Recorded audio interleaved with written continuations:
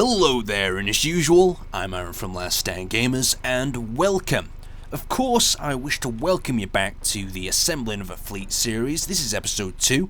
If you missed episode 1, there's a link in the bottom right now. In that episode, I covered the construction of this ship, and basically the meaning behind it and why you need it in your fleet. But today we're going to be going very in-depth with assaulting other vessels and capturing and destroying other vessels and their points of interest. So this is the light assault carrier troop transport. We've got 6 slots and it can cover a variety of roles from assaulting to just transporting troops between planets. Anyway, let's get down into the action. So the crucial part of any assault is the planning. If you fail to plan, you plan to fail, and you're probably going to come out with a lot of casualties, and you've probably lost a battle that you could have probably easily won. So the first thing we want to take in consideration is numbers. What sort of numbers are we going to have on the hostile ship, and what forces do we have at our disposal to assault it? Like if we're running a small skeleton crew, maybe we're pirates trying to pirate a few ships, we don't want to be assaulting massive cruisers with probably 40-50 men crews, maybe all these sort of extra staff, these ridiculous numbers. I mean, even a small ship with even 10 people could be really dangerous, because remember, they know the layout of their ship, you simply do not. You're going to basically go in blind. So some of the things you want to take consideration, firstly, is angle of assault. Where do you want to come up from? Do you want to hide behind an asteroid? Do you want to move in from a different angle? Something that they won't be expecting? Do you want to soften them up with a larger battleship before and neutralize a few of them weapons so you lose less people in transit? So when it comes to assaulting a ship from a certain direction, you really need to take a lot into consideration. So let's think about it. If we attack this ship from the side, we're going to get a maximum side sort of volley from every single weapon on the side of the ship.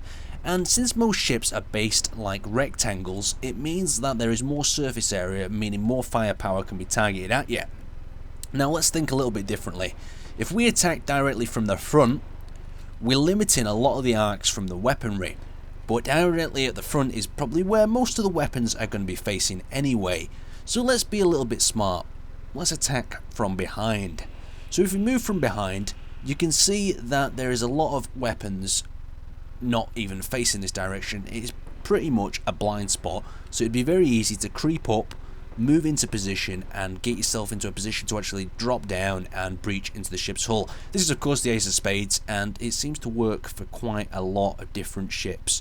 I mean, every single ship here, I mean, even if we reference the big red one, for instance, you have the same issue as every other rectangular sort of ship. You have that sort of good firepower at the side, and at the rear and the back you've got a big problem because you've only got that limited surface area and your weapons can't all transverse and shoot through each other.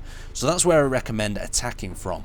So when it comes down to the actual dirty work of doing the assault, them grunts that have got to get inside there, blow the doors off and get in. There's not too many better ways than just firing a couple of rockets. I mean, there's all sorts of complex designs you can get into with ramming the ship with certain weapons, but most ships have different sorts of surface areas, sort of areas where these ships can easily fail, and in the process of that failing, you've lost a lot of guys that could just simply be in the holes with a couple of rockets. Then we move on to the interior. So let's talk about the advantages for the attacker.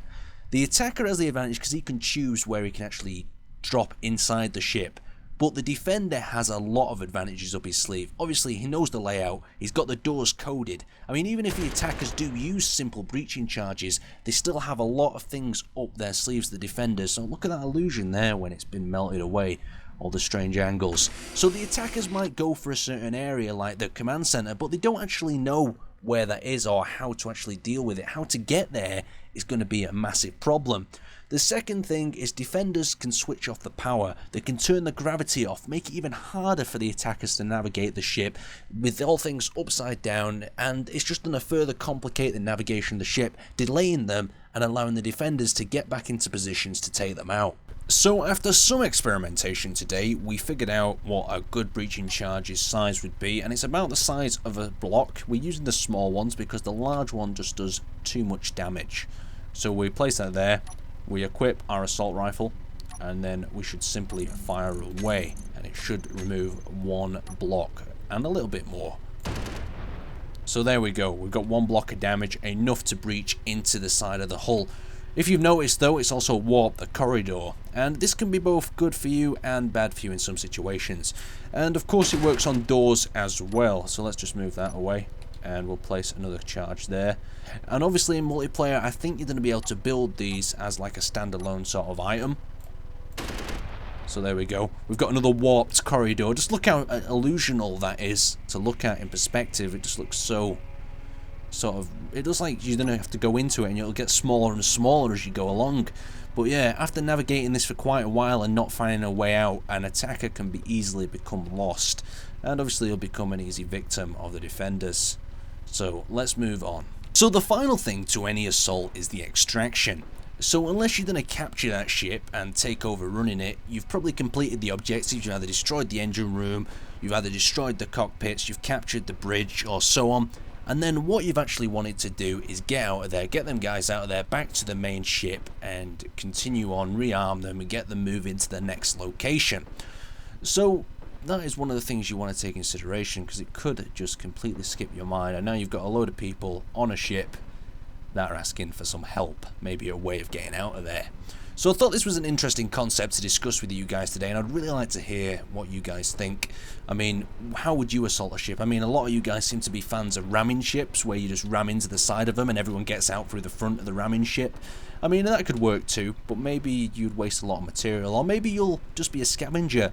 You'll limp your ship onto the bottom of someone else's and just start chiseling away at it, stealing its metal.